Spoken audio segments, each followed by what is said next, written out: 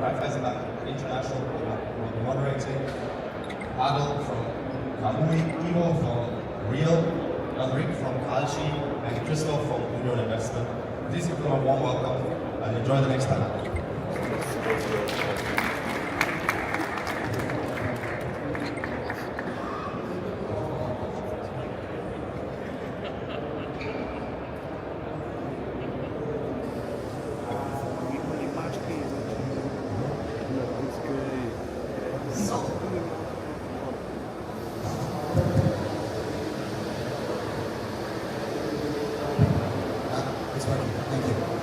Good morning. Second day of European Blockchain Convention.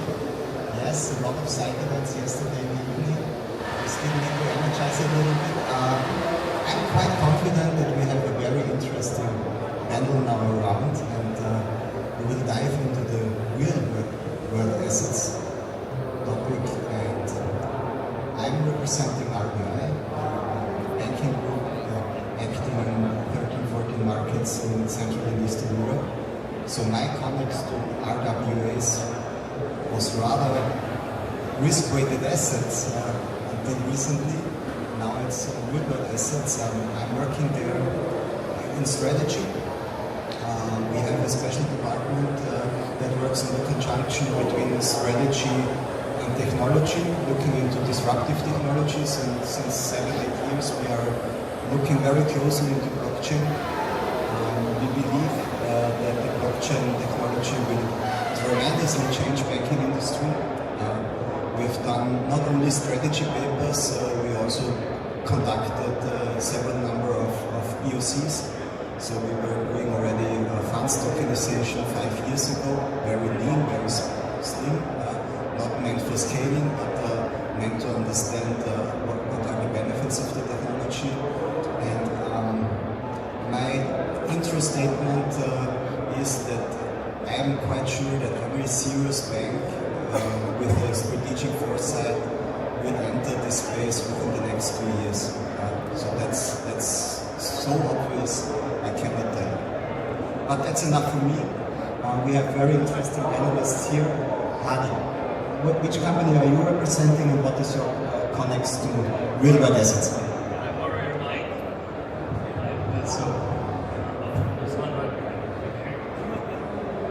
I was wondering what that was.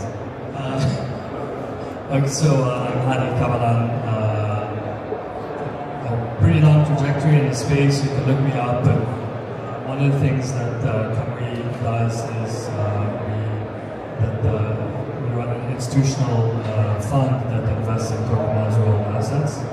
And Kamui's fund was probably, if not the first, then one of the first institutional funds to do so.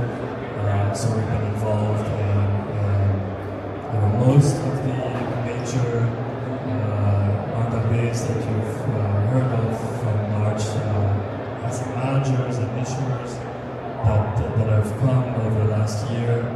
And so one of the things that we really bring is kind of a buy-side perspective, and really try to shape and focus and be interested in the type of assets that truly use blockchain for advantages that are not available off-chain.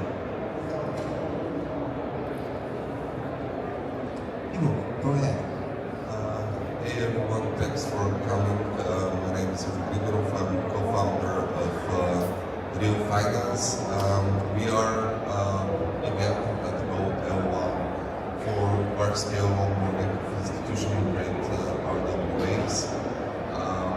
We are at our MVP stage currently, and our main focus is actually to give infrastructure to institutions which can bring their assets on chain, especially in terms of financial instruments, and in a very transparent, structured, and decentralized manner. Thanks for coming, everyone. I'm Henrik. I'm at the growth team at Kalshi on the crypto side. Kalshi is the largest prediction market in the world. We let people trade on real-world events, so like anything from like politics to economic markets to sports, even culture. People can trade on anything on yeah, up until now, we were like the first CFTC regulated bridge market in the US. We recently announced our last raise at $5 million valuation last week. We expanded internationally to 140 plus countries. And at the same time, we're also moved to go meaningfully on chain over the coming weeks and months as we kind of expand or scale Kalshi. Many thanks for having me here. Christoph Hock is my name, not Saga as shown me on the slide behind. I'm head of tokenization and digital assets at Union Investment. So we are Germany-based asset manager, and so we are literally we have DLT blockchain technology on the agenda for about 10 years, and for us it's important on the one hand because obviously when coming with investments, important that we have the ability to invest in tokenized products. So we've had our kind of moon landing, so to say, about 5 years ago when we invested in the first publicly available bond from the European Investment Bank, EIB. And on the other hand, it's also important looking at tokenization because I'm a strong believer in 3 years' time, token will be the kind of standard wrapper for securities. So not having the physical global document anymore, which is today the format of securitization. And we are a strong believer that DLT in combination with AI, in combination with quantum computing will significantly reshape the entire financial industry. So we are in the middle of a massive financial transformation. And therefore, in the very best interest of our investors, of our clients, it's important that we are ahead of the curve in this context. Super, thank you, Christoph. Thank you, guys, for the introduction. I hope I haven't promised too much. We have a very diverse band here, 2 liquidity providers with a TradFi background, I may say so. A startup, a unicorn. So let's start with the guys in the middle. What is the sole reason why you are going the tokenization way, the real world assets way in your business plan, in your business idea? Is there nothing existing on the conventional side that you have used to pick for your business idea? What kind of advantages do you expect out of the RWS setup? Ivo, maybe you start. Okay, yeah, sure. Well, me personally, I come from the traditional financial sector as well, and we have seen, so many deficiencies there so far. I mean, the accessibility to certain instruments, financial vehicles, is still very limited. You always have to go to brokerages, etc. I do think, blockchain as a whole brings a lot of further advantages, also 24/7 markets, no regional restrictions, etc. But on top of everything, interoperability and being able to leverage all these assets is probably what made us, build Rio as a company and as infrastructure. I think that institutions have also seen the benefits of such kind of a system and infrastructure. And actually we are partnering already with 3 banks. They're all in different regions. They're all interested in actually tokenizing part of their assets, being able to offer this to their clients as well. So, there is current systems in place, but I do think that there is a lot more we can do when we bring these assets on chain. Thank you. Henrik, continuing with you. Yeah, so as I said, Kalshi has operated as like an off-chain regulated bridge market up until now. You can think of it as like the Coinbase of bridge markets. But yeah, we're now looking to go fully on chain. We're working closely with Solana and the Solana Foundation. I'd say the primary 2 reasons why we believe there's a huge potential in bringing bridge markets on chain and Kalshi leading the way is primarily like there's like a very high value audience, and there's just like a lot of liquidity on chain that you can tap into by having like an on-chain experience where people can trade on like anything, as I mentioned before, from like sports to politics, or like who's going to be the next US election, to like culture, who's going to be the top artist on Spotify. And then the second like main reason where we're looking for donating to be on chain is to like build out an ecosystem of builders that can like build stuff on top of Kalshi. So we've seen it like very successfully done on like Hyperliquid, for example, the Hyperliquid ecosystem. There's been like trading terminals, analytics tools, dashboards built on top of Hyperliquid thanks to like the permissionless rails of crypto. And we're kind of taking inspiration from what like players like Hyperliquid have done on like the perp side, and just seeing how we can kind of like build on the same principles but with the prediction markets. Thank you, Henrik. Christoph, if I might change the question a little bit into your direction, you were already elaborating that there is a disruptive force within this tokenization. You as an asset manager, you could invest into a lot of different asset classes. Yeah? Why is the momentum now, from your point of view, the right one to start with tokenization, with real-world assets, and what is the very obvious first-ranked benefit that you would tell to your boards to do so? Why isn't the time right now? I guess over the last couple of years it was important for the entire stakeholders involved in this type of business to go through a learning journey, to set up internally the infrastructure, to go through all the regulatory requirements. So at the moment, when investing in tokenized products, for example, we still have to go through a kind of new product process where we have to analyze the blockchain in detail, which is involved with the transaction, where we have to do an in-depth analysis about the registrar, the decentralized registrar for these type of securities, because in the traditional world, typically you have the big CSDs, central securities depositories like Clearstream, like Euroclear in Europe. In the new infrastructure, you have fintech companies fulfilling this role. That's why we have to do proper analysis, KYC processes, and then obviously it's also important that our custodian has the readiness to manage the DLT-based securities. And all that's a process. You have to go through a learning journey.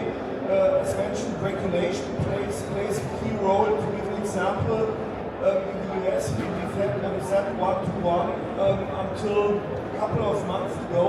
ZEP 121 was saying that a custodian of DLT-based securities needs to have own capital, 100% own capital for products they have in custody on behalf of clients, which is completely ridiculous and makes the entire process extremely expensive. And that's why in the US most custodians they didn't offer any services for DLT-based securities. And Trump obviously was a complete game changer, and you've seen a 180-degree turnaround in the US, and from a Biden-led SEC with the attitude we don't want to get involved in digital assets, we don't want to get involved in crypto, to a Trump clearly coming with a statement, financial transformation is key, and in the US we want to be in the lead. So these are all ingredients, coming back to your question, which are highly important to further evolve the entire ecosystem. And also an important piece piece is not only looking at assets on chain, but also looking at cash on chain. We've seen significant developments because by just having the asset side on chain, not so the cash side, you would have a massive break and you couldn't raise all the synergies we would like to see. And therefore, cash on chain, is it stable coins, is it tokenized deposits with the big banks, is it wholesale CBDCs really, is really a key requirement. Now literally we are there, and what are the benefits for investors? On the one hand, we see massive efficiency gains having the entire ecosystem on blockchain, and on the other hand, even more important for investors, the investment universe will widen significantly. So going forward, and that's due to the fractionalization when looking at the DLT ecosystem, you can offer in very small clips to retail investors tokenized real estate, tokenized infrastructure projects, alternative assets like private equity, private debt. That's not possible in the old world. So at the end investor is the very big beneficiary of this evolutionary journey we are currently on. Super, thank you, Christoph. Hardy, what about you? Having a fund, you could literally invest into everything. Why are you specializing on RWAs? What is the sweet spot for you? Is it front running? There's one primary reason. But before I share it, I'll say that it is obviously a profitable thing. I mean, the fund generates around 14% yield on an annualized basis from real-world assets, like not on-chain lending, but real-world assets that are tokenized. So it's clearly a profitable thing, but that's not the main reason we do it. The primary, most overriding reason we do it is to train our AI. Because software likes to talk to software.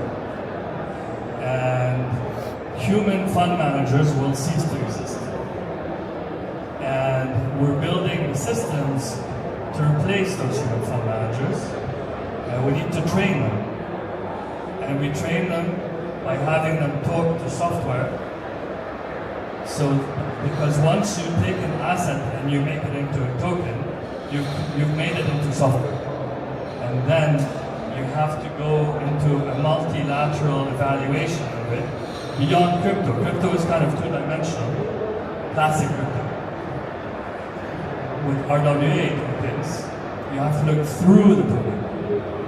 And so there's a multiple dimensions behind it, in addition to everything you need to figure out about what's happening in liquidity flows and markets and chain and all this stuff. So that is the overriding. You're right. It is more painful. Like, you have to find the right assets. You have to convince people to bring in great assets, and you have to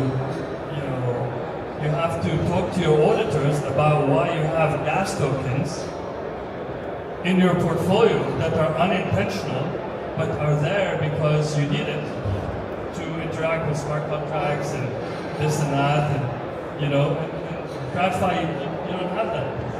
Things are simpler, but the world is going to AI, and tokenized assets are software, and if you're early, you can build an advantage. Thank you, Harry. Thanks for the advantages. I hear in some of the statements already a little bit of pains, obstacles, challenges that you see, and I appreciate very much that we have real practitioners here on the stage. So let's dive a little bit more into it. Why is RWAs and tokenization at this stage and not why we are not more advanced? And maybe to start with you, we have a track record being now already a unicorn. So why wasn't it possible to have this status already last year, for example? Yeah, that's a great question. I think with Kalshi, the strategy always was to, like in the US, US market first, and the best way in the prediction markets industry to win the US market was always to go through the CFTC and the regulated path, and that's why Kalshi for started in 2018 and for through 3 to 4 years they essentially sued the CFTC, which is close to one of the worst things you usually can ever do as a startup. But yeah, eventually ended up winning against the CFTC, the largest regulator in the United States, and became the first CFTC regulated exchange. And that was the main competitive advantage for Kalshi for quite a while, just because there was no other player that had a CFTC regulation. And now that Kalshi has built a foundation through the centralized regulated path, they're now looking to build on top of that kind of foundation and meaningfully go on chain. So essentially, Kalshi is looking to build an on-chain experience that is at parity, if not better, than any of the other players in prediction markets.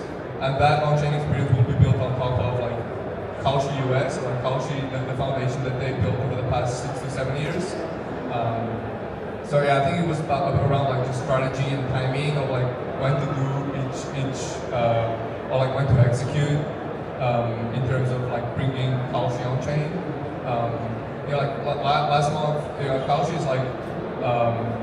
is growing exponentially in terms of volume. We did 3 billion in volume last month, and we're on track to hitting our second record month in a row in October. Last time I looked yesterday, it was 2 billion just in October, so in the past 2 weeks. And we just think we can scale that up even further as we kind of both go international. As we announced last week, we're now available in 140 countries, and as we also go on chain, and we just tap into all the on-chain liquidity across Solana, Base, and other chains that we're in talks with. I think the beautiful thing about Kalshi compared to some of the other players that kind of decided to go the on-chain route first and then now come off-chain is that we can be chain agnostic, so we can, because we will build on top of the foundation or Kalshi off-chain, we can essentially decide to tap into different chains as we wish over time. So we just, I think we just have a lot more potential opportunity in terms of capturing on-chain liquidity at Kalshi. Thank you, Henrik. Ivo, is it the startup context that gives you most of the headache and your scaling maybe, or are there other basically constraints that you are facing when trying to build in your business idea? Just to get back to the previous question as well, also add on what Hannah just said regarding software stickers. So first of all, I do think that our companies we haven't accelerated that much because the conditions were trying. Second of all, I think that the infrastructure is still not developed to the extent where institutional players and actual large-scale onboarding of such assets can happen.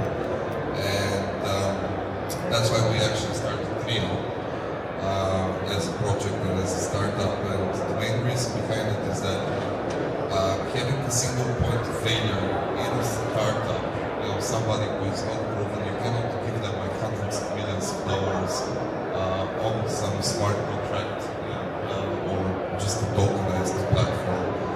And I do think that people were worried about this. I think that people are still worried about this. And this is one of the things which we have focused on. How do we eliminate this trust issue when it comes to chain, and how we have tackled this. Trio is basically we have included business entities as our validators on the consensus layer. So you have actually 3 different pillars. You have the tokenization companies, then you have the scoring companies who actually evaluate the asset, and both on-chain and off-chain, and then you have also an insurance company which guarantees the assets against default. So I think that the system as a whole, up until now, wasn't ready for large-scale onboarding, and it is normal. You cannot just trust one entity there's scams, there's breaches, etc. But also transparency and evaluations, and that's has been proven to be problematic. Allowing everybody publicly to be able to score the asset or evaluate it, and everyone else to be able to see this evaluation. I think that was like one of the pieces. That's what we're focusing on.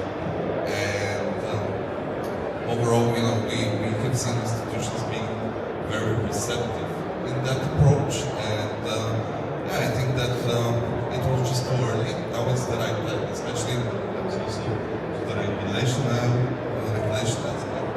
We have our hands are tight, let's say, and I'm quite confident that in the next 5 years this is going to be one of the biggest markets ever. Thank you, Ivo. Hadi, in our prep call we had a very vivid discussion about liquidity and the institutional view and that institutional players need deep liquidity pools. Can you elaborate on that a little bit more, because it's obviously a very huge challenge for RWAs in this very moment. Yeah, absolutely. Yeah. So, I mean, the first thing is that the whole RWA industry could disappear tomorrow and TradFi would not blink. So that's not, everything is still being built. There's a lot of experiments. Even the largest people in the space are basically doing experiments that they try to figure out how to best approach this. Then also, one shouldn't be surprised. I sort of count back to when Ethereum became kind of production quality, let's say 2016, as when the clock starts ticking on this new technology. So you're now 9-10 years into it, then it's not surprising that it's now that you're getting a confluence of regulators and executives and asset issuers and owners or whatever getting interested. It takes a while. I mean, the super early people were very early, but I think now you're at a confluence of stakeholders that is making this happen. But the big thing is, blockchain, when people pitch asset owners about blockchain, they say, oh, it will make an illiquid asset more liquid. This is not something that actually blockchain has delivered yet truly at scale. What it's delivered is transferability, but not actually liquidity at scale. And this holds back some of the highest quality assets from coming on chain because they have so many other options in capital markets. And so why should they go through the pain, not just the immediate pain, but also the ongoing expenses that you need to layer onto your organization to actually tend and maintain blockchain and tokenization systems. And that's where you really need to be able to tell them, look, there is liquidity here or there's liquidity to come. And this is where really the buy side should be able to step in and come into it and say, yes, if we do, assuming we like an asset and we've done the due diligence, etc., then we should be able to step up. If somebody's selling and sell when somebody's buying and provide some measure of liquidity, it's still today absolutely tiny. The industry is too small so far for the big traditional market makers to play. And so you're seeing it coming through some institutional funds and so on. But I think until we unlock that, and it might be through linkages to DeFi, it might be through linkages to vaults, there's so many experiments happening right now about this. But until you really unlock that, you haven't fully delivered the promise that asset owners and issuers have been given from blockchain. Christoph, you as an asset manager, you sit on the liquidity. What is still hindering you besides US regulation, Kalshi winning lawsuits against them? There's a change in the US administration. Hopefully soon will overcome your product approval process, and I feel your pain. I'm doing similar things in my organization. So can you start to scale and do a a variety of investments, bringing your liquidity from union investment to RWAs in the near future? Or are there other challenges still ahead of you? We are getting there. So obviously secondary market trading for us is an active asset manager. We don't have a buy and hold strategy, but we are actively decreasing positions on a permanent basis. So therefore secondary market trading is key for us. And at the moment it's still the case that you have very limited number of DLT trading platforms live.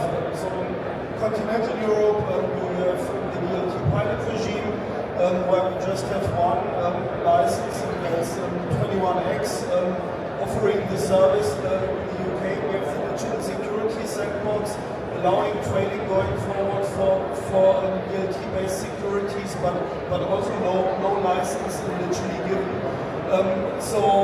But as I said, this ecosystem is evolving. Then next important step is that we need repo functionality for these type of products, and that's where we are collaborating as an industry with the ECB. So I think that's a topic which we should have also sorted out in the coming months. And then the third pillar is the cash on chain, which I mentioned. So in continental Europe, it's great that we have with the ECB wholesale central bank money going live in September, October next year. So we just start next week with the Pontus working group. So that's stage one for CBDC issued by the European Central Bank. So the ecosystem is built, and I guess it's kind of normal when having a technological transformation, you have this type of hockey stick where you have kind of slow adoption initially, and then all of a sudden you have this exponential growth. I guess we are somewhere there where we will see massive acceleration over the next coming years. And by the way, when we're looking years backwards, Web 1.0, outcome of the internet, you've had similarities. Stage one was described by skepticism, and then all of a sudden this topic was flying through the roof, also Web 2. So therefore it's kind of normal. It's significant investments which need to be made by the entire industry, by fintech and also by the traditional ones, but we are getting there. Super, thank you. We need to come to an end. One last round, 4 minutes left, so I would like that everyone sticks to 1 minute. My question, 3 years from now, and this is for this industry quite an eternity, I know. What would you like to see from a real-world assets perspective that is already realized by then, and what would, on the contrary, very much disappoint you that it's not already existing or at least started to happen on real-world assets tokenization? Hadi, maybe you started off. I'd like to see that there is a lot more institutional engagement and liquidity around assets that have a longer term than 1 week. This is one of the main circles that DeFi hasn't squared. DeFi wants 1 day to 1 week liquidity. For getting higher yielding assets, you're typically going out to 1 year plus, and that hasn't been squared, and it won't get squared until there's real institutional liquidity about being able to exit and enter longer term assets in a more liquid manner. Yeah, me personally, I'd like to see, as what I said, like what we're focusing on as well is actually structuring the infrastructure in such a way that these assets are, evaluated correctly, so that we can actually attract bigger liquidity as well, so that these assets are also being able, as I said, data is something very important. Having AI's training tools clients. And being able to access all of the data on chain straight directly, it will be a huge benefit. And yeah, as I said, if the assets are more quality assets, more long-term, I think that institutions will pour further liquidity into the system as well. So yeah, that's about it. Thank you, Igor. Henrik, continuing with you. Yeah, I think taking a step back, I think like in crypto only like tokens have had like $100 billion plus outcomes with like companies or like exchanges and stablecoins primarily. So like companies like Coinbase or like even OKX, and then stablecoin companies like Tether or Circle. And I generally believe prediction markets are the next frontier and are potentially going to be like the next $100 billion outcome is going to come from a prediction market. So that's kind of like what we're pushing for at Kalshi, and we hope that in the next months to come, a lot more like liquidity or volume on Kalshi comes from like the on-chain side compared to where we are at right now. So in 3 years' time, we are very close to the fact that token is the kind of new normal. Getting rid of the legacy physical global document. We will see a much broader offering for our investors when we're looking at RWA. So not only thinking about equities, bonds, and traditional fund shares. We will have, especially in the illiquid space, we will have significantly broader offerings for the investor. And I guess we also get closer to the 24/7 trading and to T0 settlement, given the fact that we have very established cash on chain mechanisms, and we also will have a central bank fully in place with wholesale and with retail CBDC. Thank you, Christoph. Thank you all. It was really great to hear the argumentation representing different perspectives on RWAs. I hope you also enjoyed it. Let's make it happen. Let's hope and let's work on a setup that in a year from now, if we come here to Barcelona, we can say that maybe 2026 is the year where the hockey stick starts to build for RWAs. Enjoy the rest of the convention, and thank you for your attention.